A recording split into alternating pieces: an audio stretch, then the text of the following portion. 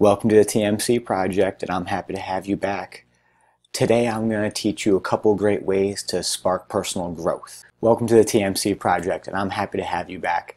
Today we talk about personal growth and why you're not doing anything about it, and more importantly, what we can do to change that. Alright, let's talk about tips to spark our personal growth.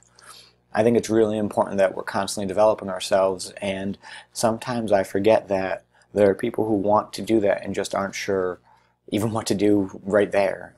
Indecision at its core can prevent us from doing so much, including what do I do first? Do I lose weight? Do I start to meditate? Should I walk? Am I trying to be more creative? Or is there a skill I want to learn? There's so much in just the concept of growing. Indecision can really kill you. And I want to give you some tips today that will make it easier and help that process. Lifehacker offers 7 great tips. However, I'm just going to name a few and talk about how you can adapt them to your life and where the benefits lie. However, I do recommend that you read the whole article, and the link is in the description. Here's the biggest one, and I'm sure you've heard it before. You gotta find time to read more. It's absolutely crucial. And how come? Well, when you're reading, you're quite literally having someone else's thoughts in your mind. There are a few better ways to not only understand something, but open up the brain to new ideas than reading. The fact that you're hesitant to it shows you that it is a calorie-intense process. It takes focused effort to not only read words, but hold the story in your head. It's vitally important to read. And I think Ivan has it right in this article, where it's really about finding the time. Really dedicate yourself to it. Make a self-promise that you'll read for 20 minutes a day, even if it's 10 minutes twice a day. Having someone else's thoughts, especially someone you're either trying to emulate or someone who has gotten success that you're looking to go for, can be an incredibly powerful way to spark your personal growth.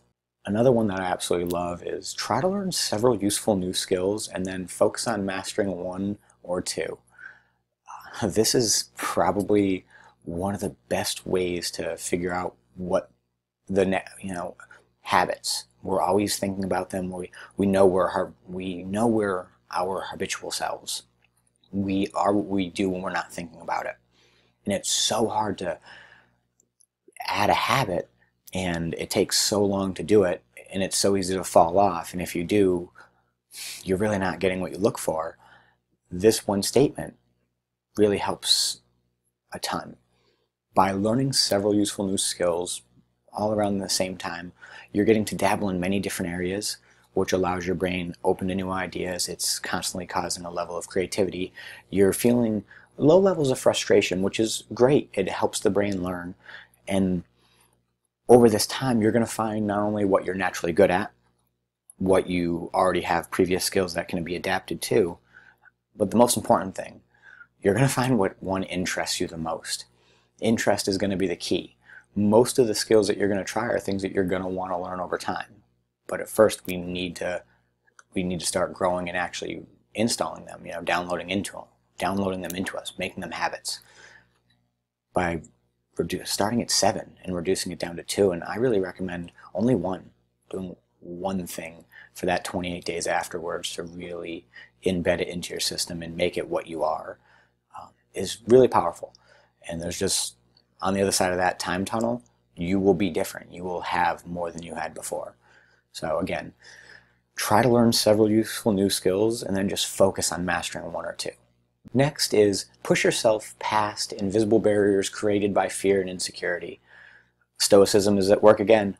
I don't know how many times I reference back to Ryan Holiday's book, The Obstacle is the Way, but it really is a truly beautiful philosophy on how to grow. Whatever seems to be most scary or trigger most insecurity, is your subconscious really giving you an honest direction on where most growth from least amount of action would happen? So always thinking in that frame is incredibly important. That's 3 of 7. You definitely have to go check out the rest. They're all super empowering. And pick any one of them. And for the next 7 days, focus on that, meditate on that, see what your mind generates from it. and then decide and start taking action on any one of them. Start seeing results, start growing, start feeling better, start feeling stronger. Thank you guys for joining me. As always, let's go.